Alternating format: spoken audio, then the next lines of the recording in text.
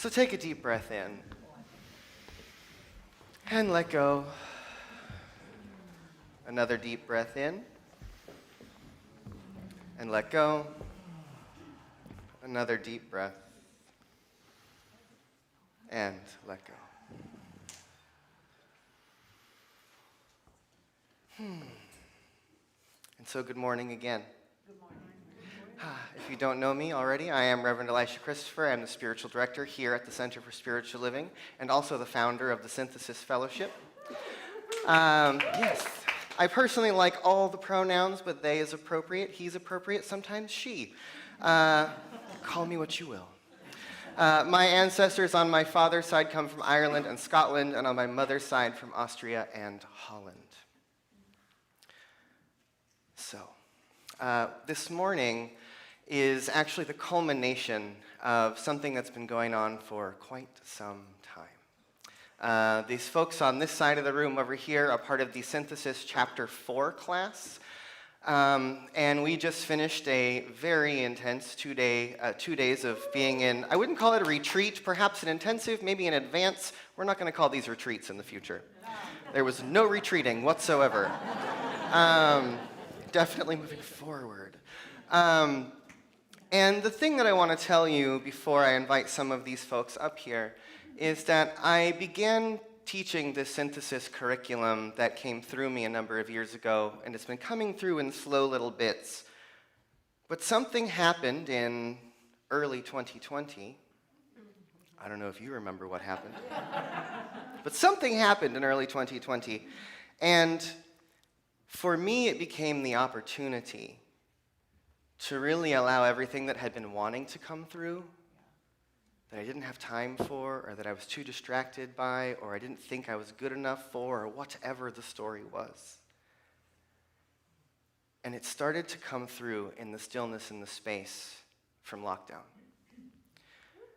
And this story started to emerge for me that, traditions and cultures and religions throughout time have always said there's going to be a great transition or an apocalypse or an age of Aquarius or a second coming or a this or a that. Maybe it's aliens, maybe it's Jesus, I don't know.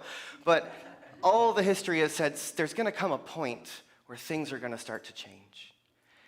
And I'll never forget being in first grade the first time I learned about global warming. And then a number of years ago, watching the news when those 4 hurricanes were lined up coming up the Gulf Coast.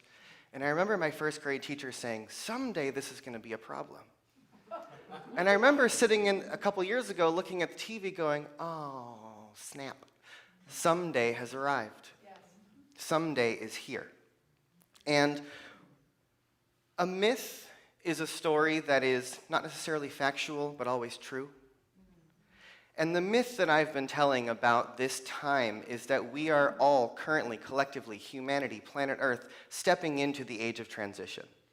And my story for synthesis has been that 2020 was year 0 of the age of disruption. The day when everything changed. And the story I've been telling my students is that I believe that for every single one of us, in the last couple years, something has been disturbed. It's hit us all in different ways. But look at what's happened in our society. Look at all of the movements, all of the stuff that's rising up for better or for worse. Disturbance is here. And the question I've been asking my students is, when you can find that disturbance and feel the place in you that it has truly hit you,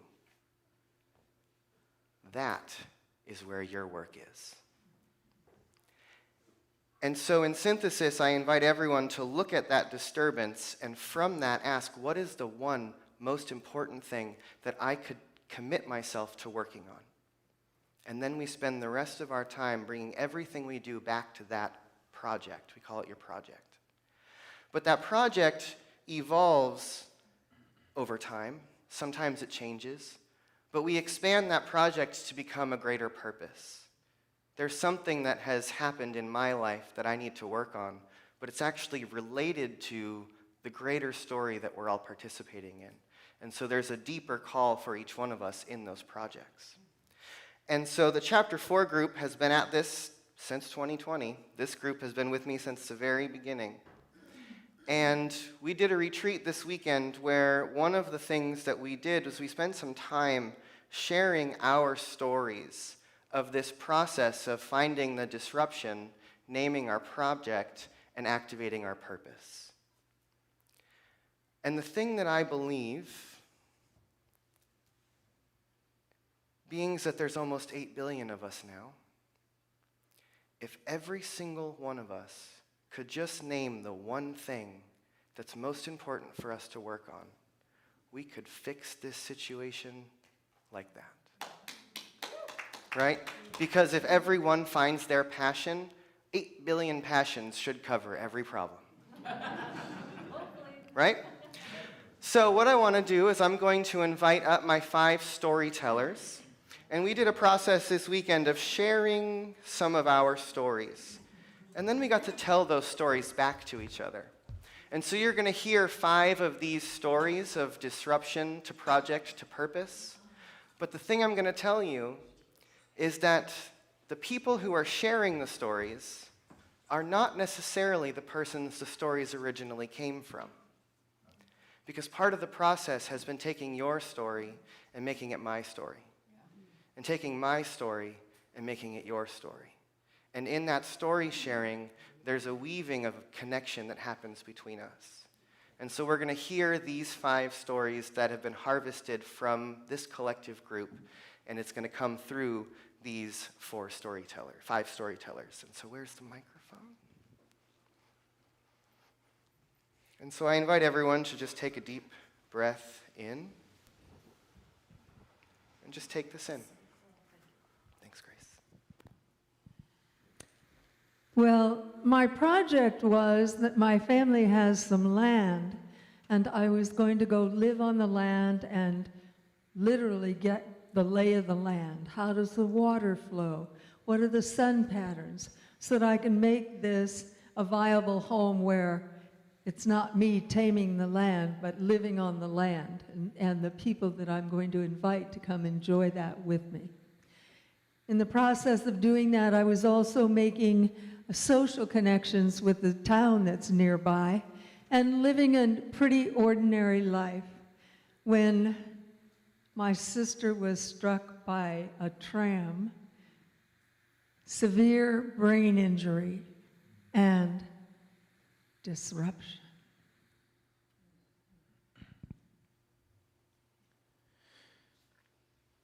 Growing up Catholic, my family and I suffered together under the weight of holding up a moral order. We had to stay looking good.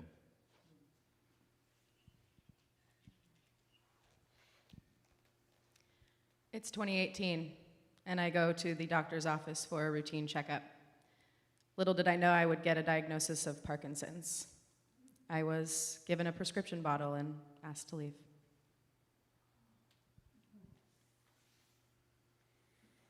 Life is wonderful with my beloved partner. And then in 2020, the disruption, he passed away.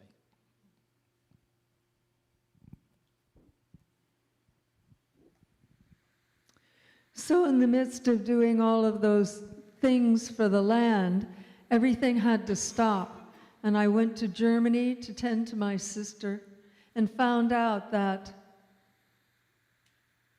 what moving forward looks like requires a shift in what I thought my project was, my synthesis project.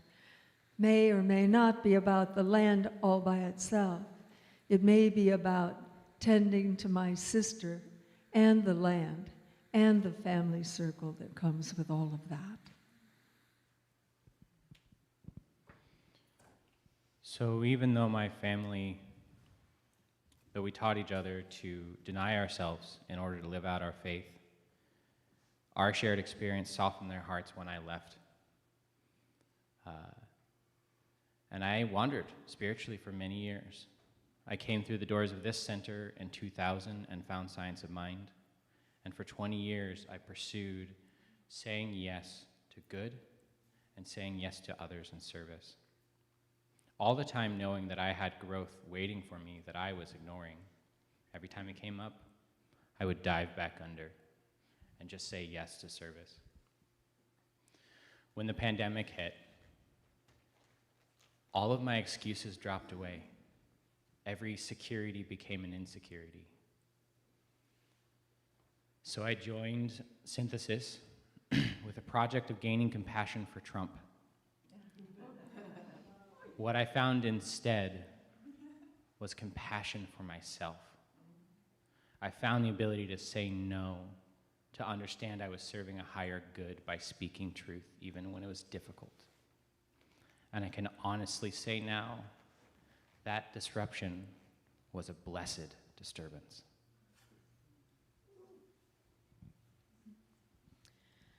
So with the diagnosis, I went home and I did research. I looked into it, and I found out that it was a terrible disease, detrimental, life-changing. But I refused to let that be my story, and I refused to say yes to that. So instead, I turned inward and did self-care. I had to step away from a couple jobs that I really loved. I had to step away from a project, and instead I focused on things for my mental health and well-being. Qigong, I banged some dudes. Thanks. Meditation, and being in my community. Sorry, I lost my train of thought. And what I realized was that I couldn't necessarily turn to my family for support. It wasn't really there, but I had support here. And I decided to seek out my family, other families going through this, and other people that have been dealing with Parkinson's. And my Synthesis project became telling their stories, telling my story as inspiration. I can only describe what happened next as bone-crushing grief. Not sure when I had brushed my teeth or not. Not sure when I took a shower. Fortunately, I was surrounded by beloveds who walked me through that very, very difficult time. I joined up with the synthesis process with an original project of doing my grieving and grieving well, making sure that I took care of all the things I needed to. So the next year was spent in tears and agony and crying, and then it gradually shifted into appreciating and celebrating the good that we had shared together. And then my project began to shift and change, and I actually changed it to what's now in my life? What is my new nowness? And that is now being guided very well by two ideas, the idea of freedom and the idea of joy. And those are the things I am living for at this moment.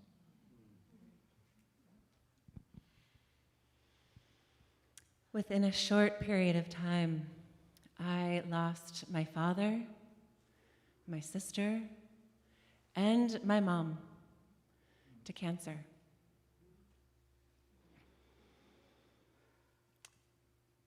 Within that time, within that grief, I also began to be fearful that I also was, that I had a predisposition to cancer. So one of the doctors recommended that I go get tested. Turns out I was not predisposed to cancer. Turns out I have a choice whether or not I'm going to live my life with the vision of optimal health or go another direction. It's up to me.